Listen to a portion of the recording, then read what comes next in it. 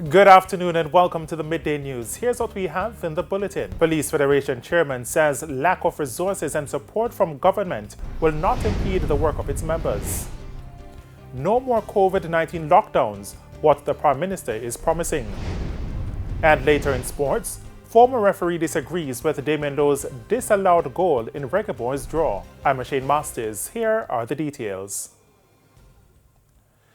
Chairman of the Police Federation, Corporal Rowan James, says despite the lack of support and resources of the police, the Federation will not allow citizens' safety and security to be compromised. Corporal James made the assertion while speaking at the funeral of the late Sergeant Avril McCollin, who was killed in Portmore St. Catherine on September 19. The details from Sandy Williams. Down, but not out. That's the energy of law enforcers at the funeral service of their colleague, Sergeant Avril McCollin. Sergeant McCollin was shot and killed by gunmen while playing dominoes in Gregory Park, Portmore St. Catherine on September 19. He was laid to rest on Tuesday. Chairman of the Police Federation, Corporal Ron James, believes Sergeant McCollin's murder is evidence that the government has failed the police. For someone to have served a noble organization as the Jamaican Constabulary Force for 37 years, his life should never have been snuffed out like this. If it is that those who have been elected to lead us have not failed us as the people. He says the police have been begging and pleading with the government for support and resources to tackle criminality and corruption across the island. However, their calls have fallen on deaf ears. Corporal James stressed that law enforcers are ill-equipped to do what is necessary to cauterize crime. Up to today's date, the Federation has to be fighting our employer for the basic recognition of overtime compensation in the courts. And today, the employer has not even dignified us with what it is deemed to be an offering that we can make a compromise in the interest of the citizens of this country and continue to serve. He says rank and file members deserve better. We have seen the deficiencies and we have seen the ridicule. We have faced ostracizing. We have been abused, we have been battered, we have sacrificed our lives, and today we are saying to the people of Jamaica, though we are the foot soldiers, partner with us. Corporal James says despite the challenges, the police will work to maintain safety and security of citizens. Rest assured, the Federation will not put the plug on the people of Jamaica. We will not turn our backs on the citizens of Jamaica. We will not allow any aspect of the society to be relinquished to the hands of criminal elements any longer. We are going to take a bold step. And mark my word, the public education will continue until the message gets home to those who should be held accountable, those who must be held accountable, and those who will be held accountable. Sandy Williams, TVJ News. A 20-year-old man was killed in Eglin Town in Hanover this morning. He's been identified as 20-year-old Delano Hines. The details are unknown, but according to residents, he was shot. A relative of a victim who was on the scene did not want to speak with our news team. The police were also tight-lipped about the murder. Hanover is one of 7 police divisions placed under a state of public emergency a few days ago, and we'll have more on this in subsequent newscasts. The opposition says it does not take any issue with the revised curfew hours announced by Prime Minister Andrew Holness. In Parliament last evening, Mr. Holness announced a relaxation of some of the measures aimed at limiting the spread of COVID-19. Vashon Brown has more. Come tomorrow, November 18, the island-wide curfew will begin at 9 p.m. and end at 5 a.m. the following day. Opposition spokesman on finance Julian Robinson says it makes sense to give people the extra hour. If you're on the road at 9 o'clock, you still have a lot of people trying to get home.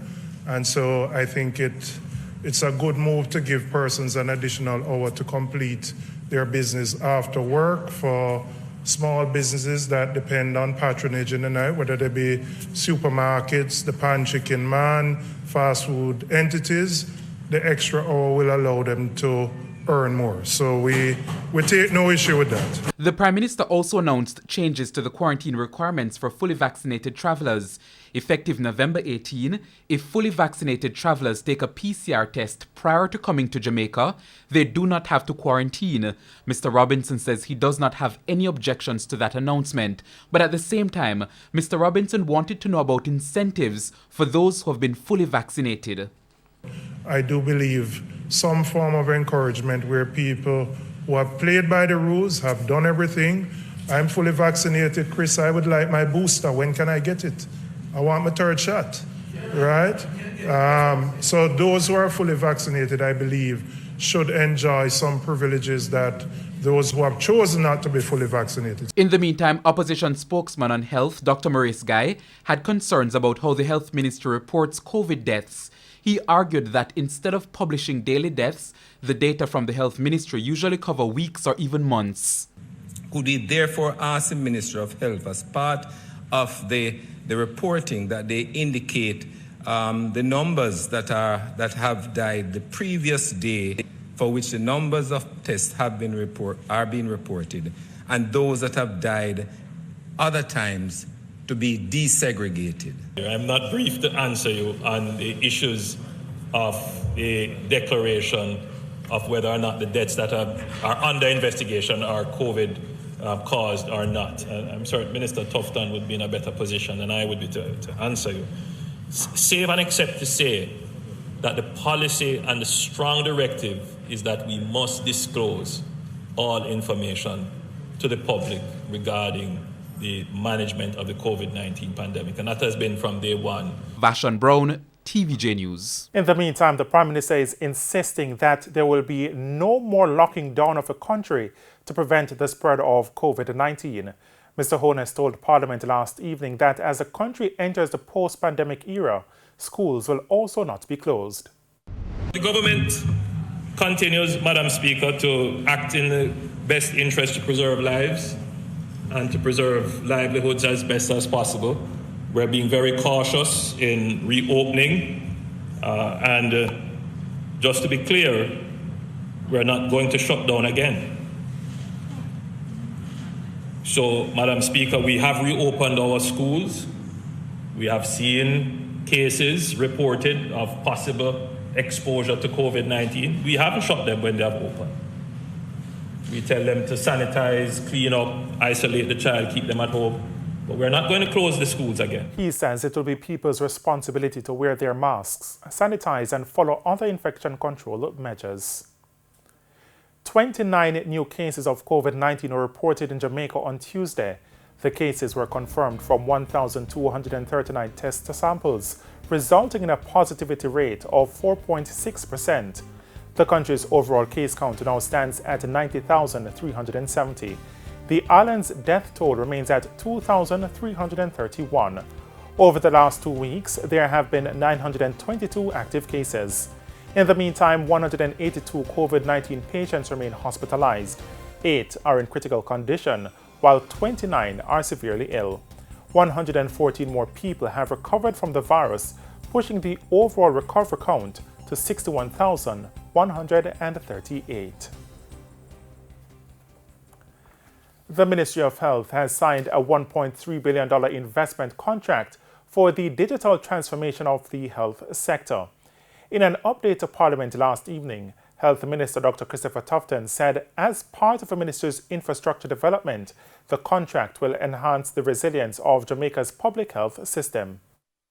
Madam Speaker, the work is being done under the Health System Strengthening Program of the Ministry of Health and Wellness, and for which we now have, a week and a half or so ago, a signed contract having gone through competitive tendering with one of our major telecoms provider, Cable and Wireless Jamaica Limited. So that's a 1.3 billion Jamaican dollars, Madam Speaker, contract signed by Cable and Wireless Jamaica Limited.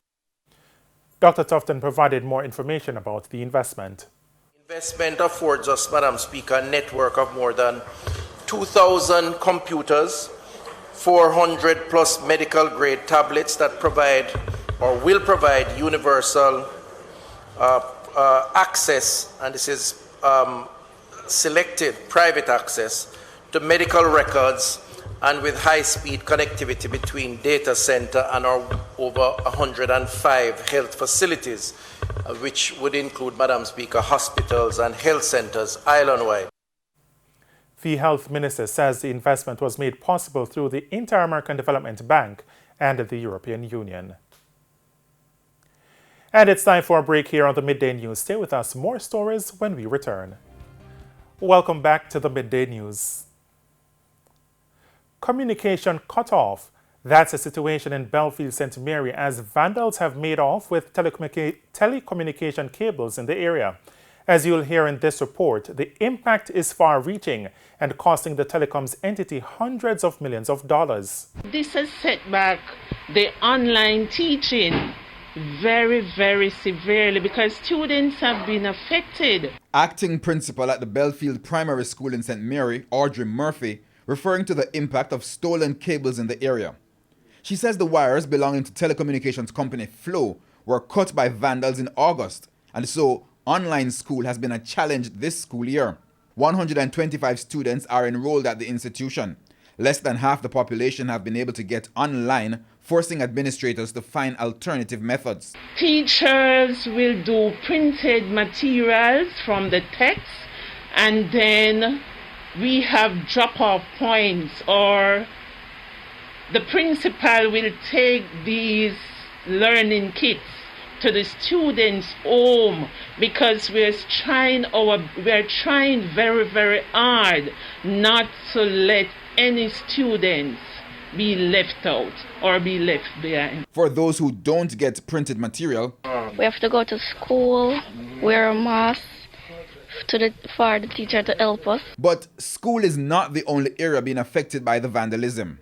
Residents also have security concerns, as telephone service throughout the area, including at the Belfield police station, has also been cut off. Bad. It is very difficult for the police.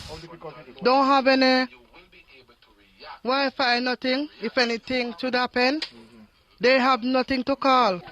Yeah, because I get call them out of you. Yeah, that's really bad. Yeah, really bad, man. Yeah. Councillor for the Belfield Division, Levan Freeman, says he has been in contact with Flow, but no timeline has been given to fix the situation. I should also state that I reported it to our Member of Parliament, Minister Dunn, and trying to get his office to, as minister, to intervene. He said that he had spoken to them, but no time frame was forthcoming.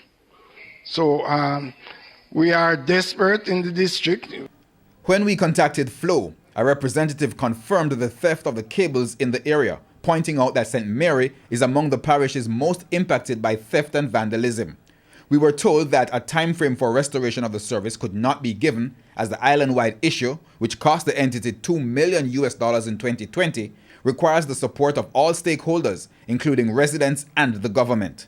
Flow has been calling for stronger penalties for the theft of telecommunications equipment. Herman Green, TVJ News. There's a positive outlook for Jamaica's tourism industry for the next 3 years.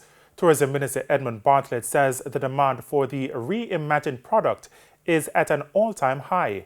Codian Barrett reports. Steadily rebounding, Tourism Minister Edmund Bartlett forecast that the country will meet its 1.6 billion visitors and over $2 billion in earnings goal by the end of 2021. He says the country has benefited from the 5-week market blitz to several countries. Arrival figures, he notes, are climbing. Stopover arrivals now stand at 1.2 million. Since cruise ship resumed in August, the country has welcomed over 36,000 passengers, and earnings are now at the 1.5 billion mark. In anticipation of all cruise ships returning to ports by the end of the year, the tourism minister says the sector is well on its way to recovery. By the end of 2022, Jamaica's visitors numbers are expected to be 3.2 million, Madam Speaker, with cruise passengers accounting for 1.1 million and stopover arrivals roughly 2.1 million. while our earnings are projected to reach $3.3 billion. He says that performance would take them $400,000 shy of their 2019 figure of $3.5 billion. So by the end of 2023, Jamaica's visitors numbers are expected to total 4.1 million, with cruise passengers accounting for 1.6 million and stopover accounting for 2.5 billion, and our earnings at 4.2 billion, which means, Madam Speaker, that by the end of 2023, we would have surpassed our earnings in 2019. Mr. Bartlett added that by the end of 2024, it's expected to surpass all pre-pandemic figures. He was speaking in Parliament on Tuesday. Codian Barrett, TVJ News. And for the latest in the financial world, here again is Codian Barrett. In business news, telecommunications firm Cable and Wireless, which trades as Flow, has officially opened a new location in Montego Bay, St. James. Vice President and General Manager Stephen Price said the company heard the cries from customers about distance and convenience. Everybody had to travel all the way to Fairview, to conduct the business, pay the bills, all those kind of things. We decided that we listened to the customers, we made sure we took their concerns in terms of location and everything, and we brought one right smack in the middle of town, right on 3rd Street, right by one of our old sites, fortunately. And the Jamaica Public Service Company, JPS, has signed an agreement with GB Energy Texaco for the first installation of electric vehicle chargers at select service stations. The first charging station will be at Texaco's New Kingston location on Trafalgar Road, which is scheduled to be open to the public by December. According to the CEO of GB Energy Texaco, Bella Zabo, the development comes at a time when some car manufacturers have indicated that they will cease to produce cars which use internal combustion engines. And that's it for the Business Minute. I'm Codian Barrett. And here's a preview of what's coming up in this evening's health report. In this evening's health report, we look at pancreatic cancer. So like smoking, we know that is associated with pancreatic as well as several other cancers. Trying to maintain a healthy weight. Obesity has been associated with pancreatic cancer, and not only that, pancreatic and other cancers, the outcome is usually worse in patients who are obese.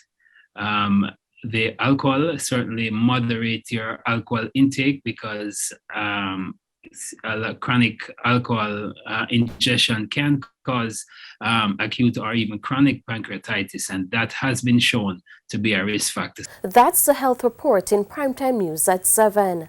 And now for today's healthy living tip. Stop smoking, reduce alcohol intake, maintain a healthy weight, and choose a healthy diet. A diet full of colorful fruits and vegetables and whole grains may help reduce your risk of cancer. Now for the top regional and international stories with Sandy Williams. In the region, the Caribbean Hotel and Tourism Association, CHTA, is predicting a strong winter rebound for regional tourism based on strong health protocols in place and the increase in air service to several destinations across the Caribbean. President of the CHTA, Nicola Madden-Gregg, says the worst of the COVID-19 pandemic has been contained with sound health safety protocols under the guidance of local ministries and departments of health, the Caribbean Public Health Agency, CARPHA, and other regional and international organizations. Her optimism is backed by the World Travel and Tourism Council, which recently reported that the Caribbean is recovering faster than any other region in the world, with tourism's contribution to GDP expected to rise more than 47% this year. On the international scene, a massive rescue effort is underway across Canada in response to a historic storm that caused devastating flooding and dangerous mudslides. One person has been confirmed dead. Authorities say a woman's body was recovered from the scene of a mudslide on Tuesday. At least 2 people have been reported missing. Mudslides and washouts are still blocking major roads between Lower Mainland and Interior. And those were the top regional and international stories. I'm Sandy Williams. We head to a quick break. When we come back, we'll have your midday sports report. Renata Brown is here. Welcome back. It's now time for your midday sports. Former FIFA referee Christina Uncle believes that Damian Lowe's 84th minute header should not have been disallowed during the Reggae Boys' 1-1 draw with the United States on Tuesday at the National Stadium.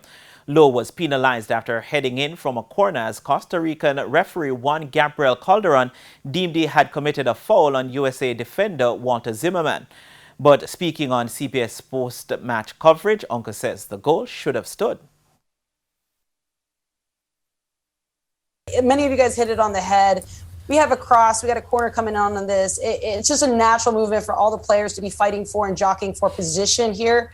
You know, the one thing I can give for the referee is here, being 2 steps to the left, I don't think allows him to be directly on. Yes, he's there, but I don't think he allows him to fully appreciate that it's not a full extension of the arm pushing through that player, right? Pushing through Zimmerman to appreciate, is this the type of foul that we want at this level for the impact of taking that goal back out of the net? I think the preferred decision is no. Lowe's disallowed goal could have decided the game after Mikel Antonio's brilliant 22nd minute strike cancelled out Timothy Weah's 11th minute goal for the USA. In the meantime, Canada moved to the top of the standings on 16 points following a 2-1 win over Mexico at home on Tuesday evening. Kyle Lauren netted both of Canada's goals either side of the break. In other games, Panama ended the night 4th in the standings after a 2-1 win over El Salvador at home. Panama now have 14 points and sit 4th. And Costa Rica stretched their lead above Jamaica to 2 points in 5th place after they got a 2-1 win over Honduras. Costa Rica now have 9 points, with Jamaica just below them on 7 points. 2016 winners and host the West Indies have been drawn in Group D alongside Australia, Scotland and Sri Lanka for next year's ICC Under-19 World Cup. Scotland was added after New Zealand withdrew due to the extensive mandatory quarantine restrictions for minors on their return home. The 16 teams competing will see current holders Bangladesh, England, Canada and the United Arab Emirates from Group A, with debutants Uganda placed in Group B alongside India, South Africa and Ireland. Group C comprises Pakistan, Afghanistan, Zimbabwe and Papua New Guinea. The 48-match schedule will begin with host West Indies taking on Australia, with Sri Lanka facing Scotland in Guyana on January 14. And the West Indies will go into their first test against Sri Lanka at the weekend, short on preparation after their 3-day warm-up game was abandoned without a ball being bowled. The Windies had hoped to fine-tune preparations for the opening test in their game against the Sri Lanka President's 11, but reinforced an abandonment of the game in Colombo. The Caribbean team now moves to Galle for the first of 2 games, with head coach Phil Simmons left with unanswered questions as he had hoped to use a warm-up game to determine his bowling lineup for the November 21 start. Finally, Roger Federer says he's unlikely to play Wimbledon next year and has confirmed he will miss the Australian Open as he recovers from injury. The 20-time Grand Slam champion has not played since losing in the Wimbledon quarterfinals in July and having more knee surgery. Federer said he is determined to return to the top level and retire on his own terms. Federer is tied with Rafael Nadal and Novak Djokovic in the race to be the most successful men's singles Grand Slam champion of all time, and Australian Open organisers would have been hoping to have all 3 at Melbourne Park for the 2022 event, which starts on January 17. And that's it for your Midday Sports Report. Shane, it's back to you. Thanks, Ronaldo. And that's it for the Midday News. I'm Shane Masters. Join us at 7 for Prime Time News. On behalf of the news, sports and production teams, good afternoon.